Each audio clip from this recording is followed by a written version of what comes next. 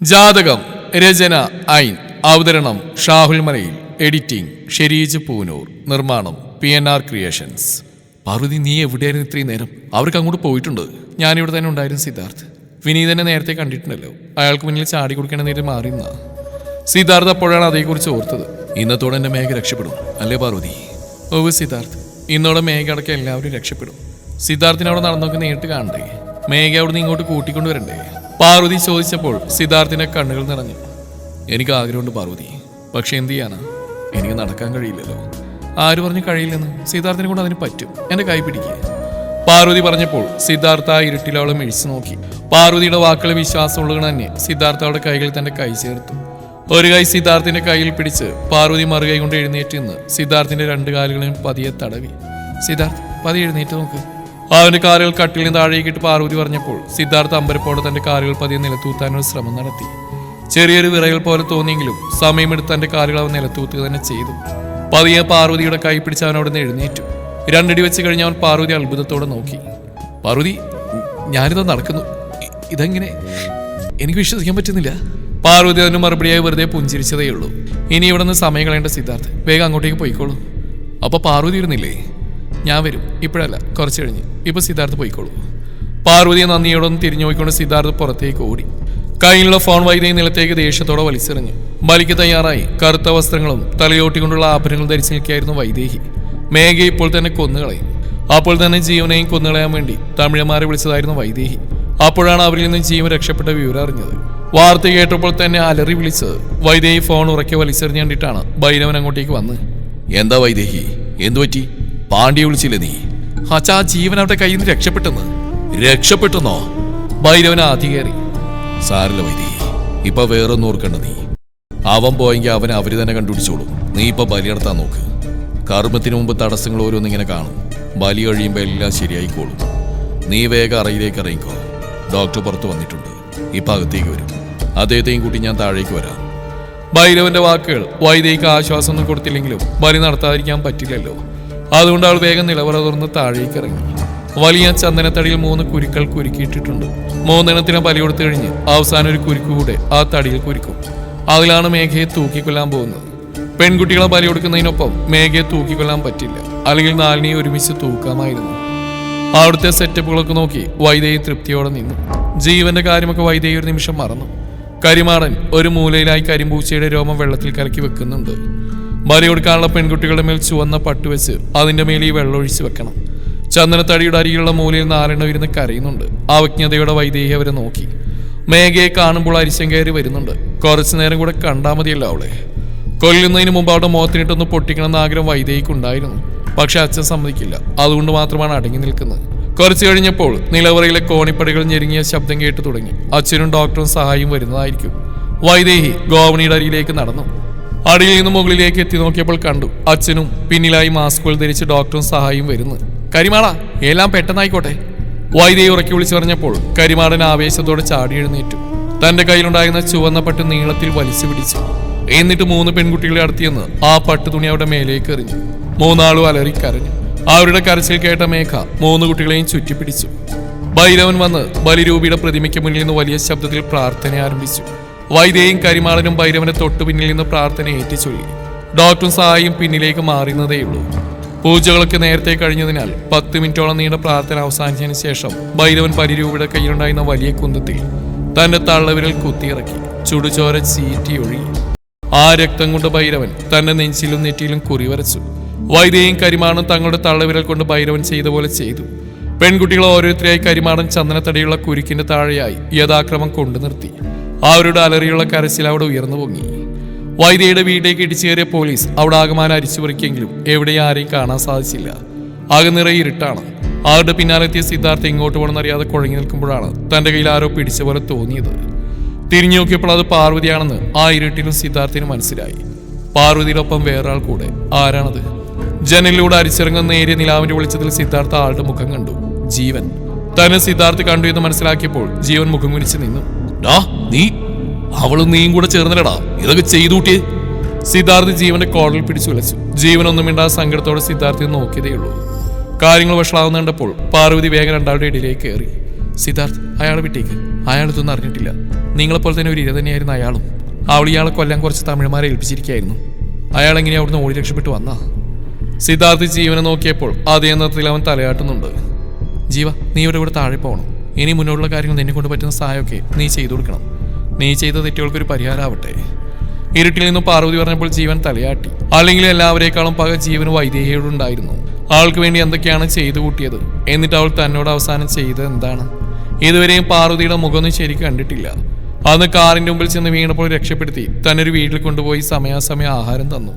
ഇപ്പോൾ അവിടുന്ന് ഇങ്ങോട്ടേക്ക് തിരിച്ചുകൊണ്ട് വന്നു. പക്ഷെ ആളുടെ മുഖം ഇതുവരെയും കണ്ടിട്ടില്ല. മങ്ങിയൊരു ഓർമ്മ മാത്രമേ ഉള്ളൂ. ജീവൻ ഓർത്തു നിന്നു. പാർവതി, അവരെവിടെയാണ്? ഇവിടെ ഒന്നും കാണുന്നില്ലല്ലോ. സിദ്ധാർത്ഥ് എന്റെ കൂടെ ശബ്ദം ഉണ്ടാക്കാതെ വരും. ഞാൻ പറയുമ്പോൾ മാത്രം വിനീതിനെയും കൂട്ടിനെയും ഇങ്ങോട്ടേക്ക് വിളിച്ചാൽ മതി. പാർവതി പറഞ്ഞു. സിദ്ധാർത്ഥ് തലയാട്ടി സമ്മതിച്ചു. പാർവതി സിദ്ധാർത്ഥിന്റെ കൈയും പിടിച്ച് നേരെ സ്റ്റെയർ കേസിന്റെ അടിഭാഗത്തേക്കാണ് പോയത്. അവിടെ എന്തൊക്കെയോ വേസ്റ്റുകളെ കൂട്ടിയിട്ട് കാരണം ഒരാൾക്ക് പോലും നിൽക്കാൻ സാധിക്കുന്നുണ്ടായിരുന്നില്ല. പാർവതി നിലത്ത് കുനിഞ്ഞിരുന്ന് കൈകൾ കൊണ്ട് തപ്പി അവിടെയുള്ള ബട്ടണിൽ 3 പ്രാവശ്യം തിരിച്ചു. സിദ്ധാർത്ഥ് അവൾ ചെയ്യുന്ന ശ്രദ്ധിച്ചിരിക്കുകയായിരുന്നു. അത്ഭുതം, അവിടെ ഒരു വാതിൽ തുറന്നു വരുന്നു. ഉള്ളിൽ നിന്നാണെങ്കിൽ നല്ല വെളിച്ചവും പുറത്തേക്ക് വരുന്നുണ്ട്. അകത്തുനിന്ന് എന്തൊക്കെയോ ശബ്ദങ്ങളും കേൾക്കുന്നുണ്ട്. അതിൽ മേഘയുടെയും കുട്ടികളുടെയും കരച്ചിൽ കേട്ടപ്പോൾ അവരതിനുള്ളിലുണ്ടെന്ന് സിദ്ധാർത്ഥിന് മനസ്സിലായി. അവൻ വേഗം അതിനുള്ളിലേക്ക് ചാടിയിറങ്ങാൻ പോയപ്പോൾ പാർവതിയാണ് തടഞ്ഞു. സിദ്ധാർത്ഥ്, എടുത്ത് ചാടേണ്ട, അകത്തുള്ളവർ അപകടകാരികളാണ്. വിനീതിനെ വിളിച്ചോളൂ. സിദ്ധാർത്ഥ് പാർവതിയെ നന്ദിയോടെ നോക്കി വിനീതിനെയും ജിബിനെയൊക്കെ വിളിക്കാനായി ഓടി. അടുക്കളുടെ വശത്തും പുറത്തൊക്കെ നടക്കിയായിരുന്നു വിനീതും മറ്റു പോലീസുകാരും. സിദ്ധാർത്ഥ് അവരോട് കാര്യം പറഞ്ഞപ്പോൾ എല്ലാവരും കൂടെ സ്റ്റെയർ കേസിന്റെ അവിടേക്ക് ഇരച്ചു വന്നു. ആദ്യം സിദ്ധാർത്ഥ്, അതിന് പുറകെ വിനീത്, ബാക്കിയുള്ളവർ അതിന്റെ പിന്നാലെയായി ഇറങ്ങി തുടങ്ങി. അകത്തേക്ക് എത്തിയപ്പോൾ കണ്ട കാഴ്ച ഞെട്ടിക്കുന്നതായിരുന്നു. 3 പെൺകുട്ടികളെയും കഴുത്തിൽ കുരുക്കിട്ട് നിർത്തിയിരിക്കുന്നു. അവരുടെ അരികിൽ നിന്ന് കുതിരുന്ന മേഘയെ വൈദേഹി അടക്കി പിടിച്ചിട്ടുണ്ട്. ഭൈരവൻ കണ്ണുകൾ അടച്ചു നിൽക്കുന്നു. അയാളുടെ പിന്നിലായി കറുത്തടിച്ച ഒരു മനുഷ്യൻ, അതിന്റെ പിന്നിലായി മാസ്കുകൾ ധരിച്ച 2 പേർ. സിദ്ധാർത്ഥ് ഉറക്കെ അലറി. പരിചിതമായ ഒരു ശബ്ദം കേട്ടപ്പോൾ വൈദേഹി ഭയന്നുകൊണ്ട് തിരിഞ്ഞു നോക്കി. പിന്നിൽ സിദ്ധാർത്ഥ് ഒരു കുഴപ്പമില്ലാതെ നിൽക്കുന്ന കണ്ടപ്പോൾ വൈദേഹിയുടെ പെരുവിരലിൽ നിന്ന് ഭയം അരിച്ചു കയറി. കണ്ണുകൾ മിഴിഞ്ഞുപോയി. ഇവനെങ്ങനെ വന്നു? ഇവനെങ്ങനെ നടന്നു? എങ്ങനെ ഇവിടെ വന്നു? സിദ്ധാർത്ഥ്, നീ ഇവിടെ? വൈദേഹിയുടെ ശബ്ദം കേട്ടപ്പോഴാണ് ഭൈരവൻ അടക്കമുള്ളവരും തിരിഞ്ഞു നോക്കിയത്. സിദ്ധാർത്ഥും ജീവനും കൂടെ ഒരു പട പോലീസുകാരും കൂടാതെ പെൺകുട്ടികളുടെ വീട്ടുകാരും എല്ലാവരെയും കൂടെ കണ്ടപ്പോൾ കാര്യങ്ങൾ കൈവിട്ടു എന്ന് ഡോക്ടർക്കും സഹായിക്കും മനസ്സിലായി. അവർ തിരിഞ്ഞോടാൻ ശ്രമിച്ചെങ്കിലും വിനീതും ജീവനും കൂടെ അവർ ആദ്യം പിടികൂടിയിരുന്നു. ജീവൻ നേരെ വൈദ്യയുടെ അടുത്തേക്കാണ് ചെന്ന്. ജീവ, നിന്നെ കാണാൻ ഞാൻ എന്തോരം വിഷമിച്ചെന്നറിയോ? നിന്റെ അടുത്തേക്ക് ഞാൻ വരാൻ പോയപ്പോഴേക്കും അച്ഛൻ എന്നെ പിടിച്ചു വെച്ചു. ഞാൻ പിന്നെ എന്ത് ചെയ്യും ജീവ? നിലയില്ലാ കാര്യത്തിൽ നിന്നപ്പോഴും വൈദ്യയി നുണകൾ കൊണ്ടൊരു കോട്ട തീർക്കാൻ ശ്രമിച്ചുകൊണ്ടിരുന്നു. ജീവൻ അവൾ പറയുന്ന മുഴുവൻ കേട്ടു നിന്നു. കഴിഞ്ഞോടി ബലിക്കാരി, നിന്റെ നുണവറച്ചില് എന്തിനാണ് ഈ ദ്രോഹി? നീ എന്നോട് ഈ ചതി ചെയ്ത്? അതും പറഞ്ഞ് ജീവൻ അവളുടെ മുഖത്തേക്ക് 4-5 തവണ ആഞ്ഞടിച്ചു. ജീവ, ഞാനൊരു തെറ്റും ചെയ്തിട്ടില്ല. ഈ അച്ഛനെല്ലാറ്റിനും കാരണം. വൈദേഹി ഭൈരവന്റെ തലയിലേക്കെല്ലാം കൂടെ അങ്ങ് വെച്ചു കൊടുത്തു. എടി ലോകം നുണച്ചി, നീയല്ലടി ആ തമിഴന്മാരോട് എന്നെ കൊല്ലാൻ പറഞ്ഞ്. അത് ഞാൻ വ്യക്തമായിട്ടും കേട്ടതാ നീ പറയുന്നത്. എന്നിട്ട് നീ നുണ പറഞ്ഞു നിൽക്കാൻ നോക്കുന്നോ? വൈദേഹിയുടെ മുടിയിൽ കുത്തിപ്പിടിച്ച് ജീവൻ അവളെ ചുമരിലേക്ക് ആഞ്ഞടിക്കാൻ പോയതും വൈദേഹി ചാടിക്കൊണ്ട് കാലുയർത്തി ജീവന് താടിക്കിട്ടൊരു ചവിട്ട് കൊടുത്തു. ബാലൻസ് തെറ്റിയ ജീവൻ നിലത്തേക്ക് വീണു. അതേടാ, ഞാൻ തന്നെയാണ് നിന്നെ കൊല്ലാൻ നോക്കിയത്. ഇപ്പോഴും നീ രക്ഷപ്പെട്ടെന്ന് വിചാരിക്കണടാ. എന്റെ കൈ കൊണ്ട് തന്നെ ചാവാനാ നിന്റെ വിധി. അതും പറഞ്ഞ് വൈദേഹി ചുറ്റും ഒരു ആയുധത്തിനായി പരതി. കരിമാളന്റെ ചെറിയൊരു മഴ അവിടെ ഇരിക്കുന്നുണ്ടായിരുന്നു. അതെടുത്ത് വൈദേഹി ജീവന് നേരെ ആഞ്ഞു വീശി. അപ്പോഴേക്കും സിദ്ധാർത്ഥ് ജീവനെ തന്റെ കാലുകൊണ്ട് തട്ടിമാറ്റി വൈദേഹിയുടെ കയ്യിൽ നിന്ന് മഴ വാങ്ങി പിടിച്ച് വലിച്ചെറിഞ്ഞു. പക്ഷേ മഴുവിന്റെ പിടിയുടെ ഭാഗം ചെറുതായി ജീവനെ തോളിൽ കൊണ്ടു. കൊടിയ വേദന തോന്നിയെങ്കിലും ജീവനെ ആക്രമിക്കാൻ വേണ്ടി വന്നപ്പോഴേക്കും സിദ്ധാർത്ഥ് വൈദേഹിയെ പിടിച്ചിരുന്നു. എന്നെ വിടണ പട്ടികളെ! വൈദേഹി ഉറക്കി അലറിയെങ്കിലും സിദ്ധാർത്ഥിന്റെ കയ്യിൽ നിന്നും തുരുതുര അവൾക്ക് അടി വീഴുന്നുണ്ടായിരുന്നു. അപ്പോഴേക്കും വിനീത എവിടുന്നോ പറന്നു വന്നു സിദ്ധാർത്ഥിനെ പിടിച്ചു മാറ്റി. വിനീതിന്റെ കൂടെ ഉണ്ടായിരുന്ന വനിതാ പോലീസുകാരികൾ വന്ന് വൈദേഹിയെ അടക്കി പിടിച്ചു. അപ്പോഴേക്കും അവളുടെ മൂക്കിൽ നിന്നും വായിൽ നിന്ന് രക്തൊഴുകി വരുന്നുണ്ടായിരുന്നു. അല്പനിമിഷങ്ങൾക്ക് ശേഷം വൈദേഹി അവരുടെ കയ്യിലേക്ക് കുഴഞ്ഞു വീണ് കഴിഞ്ഞിരുന്നു. എന്നെ വീട് വിനീതേ! അവളെ ഒറ്റൊരുത്തിയാ ഞങ്ങൾ ഇങ്ങനെയൊക്കെ തകർത്ത്. എത്രമാത്രം ഞാനും എന്റെ മേഘയും ഞങ്ങളുടെ കുടുംബങ്ങൾ അനുഭവിച്ചു എന്നറിയോ? സിദ്ധാർത്ഥ്, അവളൊരു സ്ത്രീയല്ലേ, എന്നെ ഉപദ്രവിച്ചാൽ മരിച്ചു. നമുക്ക് നിയമത്തിന്റെ വഴി കാര്യങ്ങൾ വിടാം. വിനീത് സിദ്ധാർത്ഥിനെ സമാധാനപ്പെടുത്തിക്കൊണ്ട് ബാക്കിയുള്ള കാര്യങ്ങൾക്കായി അവിടുന്ന് ഓടി. സിദ്ധാർത്ഥിന്റെ കണ്ണുകൾ ചുറ്റും പരതി. മേഘ ഇവിടെ വന്നപ്പോൾ ഒരു നിഴൽ പോലെ കണ്ടിരുന്നു. പോലീസുകാർ ഓരോന്നും ചിക്കി ചെയ്യുന്ന തിരക്കിലാണ്. സിദ്ധാർത്ഥ് അവിടെ ഇടയിലൂടെ നടന്നു നീങ്ങി. ചന്ദനത്തടിയിൽ കുരുക്കിട്ട കുരുക്കുകൾ കണ്ട് സിദ്ധാർത്ഥിനെ നെഞ്ചിടിച്ചു. കുറച്ചു സമയം വൈകിയിരുന്നുവെങ്കിൽ ഇവിടെ എന്ത് സംഭവിക്കുമായിരുന്നു എന്ന കാര്യം ഓർത്തപ്പോൾ തന്നെ അവന് ഉൾക്കിടലം തോന്നി. ചന്ദനത്തടിയും കഴിഞ്ഞുള്ള ഏറ്റവും അറ്റത്തെ മൂലയിലായി സിദ്ധാർത്ഥ് മേഘയുടെ അച്ഛനും അമ്മയും വീട്ടുകാരൊക്കെ നിൽക്കുന്ന കണ്ട് അവൻ അങ്ങോട്ടേക്ക് ഓടി. പേടിച്ചു ഉറങ്ങലിച്ച് നിൽക്കുന്നുണ്ട് മേഘ. ആൾക്കൂട്ടത്തിൽ അവൾ സിദ്ധാർത്ഥിനെ തിരയുകയായിരുന്നു. വന്നു നേരെ അവൾ ഒരു നോക്ക് കണ്ടിരുന്നു സിദ്ധാർത്ഥിനെ. പിന്നെ കണ്ടതുമില്ല. മേഘ! സിദ്ധാർത്ഥ് ഉറക്കി വിളിച്ചപ്പോൾ തളർന്നു കുഴഞ്ഞ പാദങ്ങളുമായി മേഘ അവന്റെ അരിയിലേക്ക് ഓടിച്ചെന്ന്. അവനെ കണ്ണു നിറയെ കണ്ട് നെഞ്ചിലേക്ക് വീണു. ഒരൊറ്റ പൊട്ടിക്കരച്ചിലായിരുന്നു മേഘ. സിദ്ധാർത്ഥോടെ കൂടെ ആർത്ത് കരഞ്ഞു. എത്ര രാവുകൾ, എത്ര പകലുകൾ എന്ത് സംഭവിച്ചു എന്ന് പോലും അറിയാതെ ഇവളോർത്ത് താൻ തള്ളി നീക്കിയിരിക്കുന്നു. അവളുടെ മൂർത്താവിൽ അവൻ കൊതി തീരെ ചുംബിച്ചു. സിധുവേട്ട, നമ്മുടെ കുഞ്ഞ് ഇവിടെയുണ്ട്. എനിക്കൊന്നും പറയാൻ പോലും പറ്റിയില്ല. അതിനു മുമ്പ് മേഘ പതിയെ അവന്റെ കൈകൾ തന്റെ ഉദരത്തോട് ചേർത്തു. ഞാൻ അറിഞ്ഞിരുന്നു മേഘ, നീ ടെസ്റ്റ് ചെയ്ത കാർഡ് എന്റെ കയ്യിൽ കിട്ടി. അപ്പൊ എനിക്ക് മനസ്സിലായി നമ്മുടെ കുഞ്ഞ് നിന്റെ വയറ്റിൽ വളരുന്നുണ്ടെന്ന്. പക്ഷെ അതിനിടയിലാ അവള് വീണ്ടും വന്ന് അവളുടെ മുഖം കൈക്കുമ്പിൽ കോരിയെടുത്ത് കൊച്ചുകുട്ടികൾ കളിപ്പാട്ടം പരിശോധിക്കുന്ന പോലെ കണ്ണും മൂക്കും കവിളുകളെല്ലാം പതിയെ തൊട്ട് തൊട്ട് നോക്കി. മേഘ കണ്ണീരിനിടയിൽ അവനെ നോക്കി പുഞ്ചിരിച്ചുകൊണ്ട് നിന്നു. വാ. അവൻ മേഘയും വീട്ടുകാരെയും നിലീനയുടെ വീട്ടുകാരെയൊക്കെ വിളിച്ചു. എല്ലാവരും അവന്റെ പുറകെ നടന്ന് മുകളിലേക്ക് കയറി തറവാട്ടിലേക്ക് ചെന്നു. തറവാട്ടിൽ അവരെ കൊണ്ടുവിട്ട് മേഘരേണയുടെ കയ്യിലേൽപ്പിച്ച ശേഷം അവൻ വീണ്ടും വൈദ്യയുടെ വീട്ടിലേക്ക് തന്നെ വന്നു. ഭൈരവനും കരിമാറിനും കൂടെ കുറെ മാജിക് ട്രിക്കുകൾ കാണിക്കാൻ നോക്കിയെങ്കിലും പോലീസുകാരുടെ നിരക്കെ പരക്കുള്ള അടിയിൽ അവരുടെ ട്രിക്കുകൾക്കൊന്നും ഫലം കിട്ടിയില്ല. മനസാന്നിധ്യം കൈവിട്ട ഭൈരവന്റെ സൂത്രങ്ങളെല്ലാം പാളിപ്പോയിക്കൊണ്ടിരുന്നു. തങ്ങൾ ആക്രമിച്ച ഭൈരവനെയും കരിമാറിനെയും പോലീസുകാർ ഒരു മയവുമില്ലാതെ തല്ലിച്ചതച്ചൊരു മൂലയിലേക്ക് ഇട്ടു. മാസ്ക് ധാരികളെ പരിശോധിച്ച ജീപ്പിനടക്കമുള്ള പോലീസുകാർ ഞെട്ടിപ്പോയി. ഡോക്ടർ കൃഷ്ണചന്ദ്രൻ, പ്രശസ്ത സാമൂഹ്യ സേവകൻ, മികച്ച ഡോക്ടർ എന്ന നിലകളിലൊക്കെ ഒരുപാട് അവാർഡുകൾ വാങ്ങിക്കൂട്ടിയ ആൾ. ആദ്യം ഒന്നും അറിയില്ലെന്നൊക്കെ പറഞ്ഞൊഴിഞ്ഞു മാറിയെങ്കിലും വിനീതിന്റെ രണ്ടടിയിൽ ഡോക്ടർ തത്ത പറയുന്ന പോലെ കാര്യങ്ങൾ പറഞ്ഞു. ആ വേവക്കടുത്ത് മാഫിയയിലെ വലിയൊരു കണ്ണിയാണ് ഡോക്ടർ. ഇപ്പോഴും അന്ധവിശ്വാസത്തിന്റെ പേരിൽ മനുഷ്യബലി മറ്റും നടത്തുന്ന ആൾക്കാരെ കണ്ടുപിടിച്ച് അവരുടെ വിശ്വാസങ്ങൾ ഒന്നുകൂടി ഊട്ടിയുറപ്പിച്ച് ബലി കൊടുക്കുന്ന കാര്യങ്ങൾ കൂട്ടുനിൽക്കും. ബലി കൊടുത്ത ശവശരീരം ഡോക്ടർ തന്റെ ഹോസ്പിറ്റലിലേക്ക് കൊണ്ടുപോകും. അവയവങ്ങളെല്ലാം നല്ല വിലക്ക് വിൽക്കും. കേരളത്തിൽ അങ്ങോളം ഇങ്ങോളം പലരും വിശ്വാസത്തിന്റെ പേരിലും ബലികൾ നടക്കുന്നുണ്ട്. അന്ധവിശ്വാസം ഉറഞ്ഞുകൂടിയ മനസ്സിൽ ഐശ്വര്യം വരും, ധനം വന്നു ചേരും എന്നൊക്കെ പറഞ്ഞ് നരബലിയും മറ്റു വൈകൃത പൂജകളെല്ലാം നടന്നു വരുന്നുണ്ട്. മിക്കവാറും മതച്ചടങ്ങിന്റെ ഭാഗമായി ഒന്നോ അതിലധികമോ മനുഷ്യരെ കൊലപ്പെടുത്തുന്ന പ്രവൃത്തിയാണ് നരബലി. ദേവതാപ്രീതി, ഭൂമിയുടെ ഫലവൃഷ്ടി വർദ്ധിപ്പിക്കുക, അമാനുഷിക ശക്തികളെ സ്വായത്തമാക്കുക, സ്വർഗലാഭം, രോഗമുക്തി തുടങ്ങി വ്യത്യസ്ത നേട്ടങ്ങൾ ലഭിക്കുന്ന വിശ്വാസത്തിലായിരുന്നു നരബലി നടത്തുന്നത്. കൂടുതലും സ്ത്രീകളും കുട്ടികളുമാണ് ഇതിന് ഇരകളായിത്തീരുന്നത്. എല്ലാം കേട്ട് കഴിഞ്ഞപ്പോൾ വിനീതിന് ഡോക്ടറെ കാര്യത്തിൽ ഞെക്കി പിടിച്ചു കൊല്ലാനുള്ള ദേഷ്യം തോന്നി. സമൂഹത്തിന് മുമ്പിൽ നല്ല മുഖംമൂടി അണിഞ്ഞടക്കുന്ന ഇയാൾ ഡോക്ടറല്ല, രക്തം കുടിക്കുന്ന ട്രാക്കുളേക്കാൾ ക്രൂരതയുള്ളവരാണെന്ന് വിനീതിനെ തോന്നി. നേരം പുലർന്നു തുടങ്ങിയിരിക്കുന്നു. അപ്പോഴേക്കും വിവരം അറിഞ്ഞ പത്രക്കാരും നാട്ടുകാരൊക്കെ വൈദ്യയുടെ വീടും ഏഴിലത്തെ തറവാടൊക്കെ വളഞ്ഞു കഴിഞ്ഞിരുന്നു. ആള് കൂടുന്നതിന് മുമ്പ് തന്നെ വൈദ്യയും കൂട്ടരെയും പോലീസ് അറസ്റ്റ് ചെയ്ത് നീക്കി. പക്ഷെ ഗേറ്റിന്റെ വെളിയിലെത്തിയപ്പോഴേക്കും സ്ഥിതിഗതികൾ മാറി മറിഞ്ഞു. ജനങ്ങളെ ഇവിടെ നിന്നൊക്കെ ആർത്തിരമ്പി വന്നു. നേരം പുലർന്നപ്പോൾ ഞെട്ടിലോടെ കേട്ട ആ വാർത്ത ജനങ്ങളുടെയൊക്കെ സമനിലെത്തിക്കാൻ മാത്രമുള്ളതായിരുന്നു. ഭൈരവനെയും വൈദേഹിയും ഒക്കെ ആ നാട്ടുകാർ വളരെ ബഹുമാനപൂർവ്വമാണ് കണ്ടിരുന്നത്. അവരിൽ നിന്ന് ആരും ഇങ്ങനൊരു കാര്യം ഒട്ടും പ്രതീക്ഷിച്ചിട്ടുണ്ടായിരുന്നില്ല. ജനങ്ങളുടെ കൂക്കുവിളികളുടെയും ചെറിയ രീതിയിലുള്ള വടിയേറ് കല്ലേറി എന്നിവയുടെയൊക്കെ ഇടയിലൂടെ പോലീസ് കഷ്ടപ്പെട്ട് പ്രതികളെ തങ്ങളുടെ വണ്ടിയിലേക്ക് കയറ്റി. ആളുകൾ അപ്പോഴും ഉച്ചത്തിൽ ചീത്ത വിളിക്കുകയും സ്റ്റാർട്ടായി പോകുന്ന ജീപ്പുകളുടെ പിന്നാലെ ഓടി വരികയും ചെയ്യുന്നുണ്ടായിരുന്നു. അതിൻ്റെ ഒപ്പം തന്നെ പത്രക്കാരും കൃത്യമായി അവർ വൈദ്യയുടെയും കൂടെയുള്ളവരുടെയൊക്കെ മുഖങ്ങൾ തങ്ങളുടെ ക്യാമറ കണ്ണുകളിൽ ഒപ്പിയെടുക്കുന്നുണ്ടായിരുന്നു. വാർത്തകൾ അപ്പോൾ തങ്ങളുടെ ചാനലുകളിലൂടെ മീഡിയ പുറം ലോകത്തെ അറിയിക്കുന്നുണ്ടായിരുന്നു. വൈദ്യയുടെ വീടും പറമ്പൊക്കെ പോലീസുകാർ സീൽ വെച്ചു. 7-8 പോലീസുകാരവിടെ കാവലിന് നിർത്തി. ആൾക്കാരെ പേടിപ്പിക്കുന്ന ഒരു കൊട്ടാരം പോലെ അതവിടെ നിലകൊണ്ടു. പോലീസുകാർ പിടിച്ചപ്പോൾ വൈദ്യയുടെ ആത്മവിശ്വാസത്തിന് ചെറിയ ഇളക്കൊക്കെ തട്ടിയെങ്കിലും ഭൈരവൻ തങ്ങളെ രക്ഷിക്കാൻ ബലിരൂപി വരും എന്ന ഉറച്ച വിശ്വാസത്തിൽ തന്നെയായിരുന്നു.